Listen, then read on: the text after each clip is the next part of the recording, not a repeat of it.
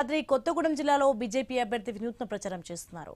ఇల్లందుపట్నంలో 1వ వార్డులో బీజేపీ అభ్యర్థి చేటి శివశంకర్ మోకాళ్లపై నడుస్తూ ఓటర్లను అభ్యర్థిస్తున్నారు. మోకాళ్లపై నడుస్తూ వారు వార్డు సమస్యల పరిష్కారానికి కృషి చేస్తానని హామీ ఇచ్చారు. పోడు భూముల సమస్య, పారిశుద్ధ్యం, అభివృద్ధి విషయంలో తనకు స్పష్టమైన అవగాహన ఉందన్నారు. పోడు భూముల సమస్యపై బీజేపీ అగ్రనాయకుల దృష్టికి తీసుకువెళ్లి పరిష్కారానికి కృషి చేస్తానని భరోసా ఇచ్చారు.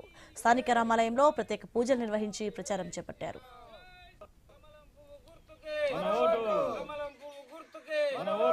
बीजेपी जिंदाबाद बीजेपी जिंदाबाद जय श्री राम जय श्री राम जय श्री राम जय श्री राम जय श्री राम जय श्री राम जय श्री राम भारत माता की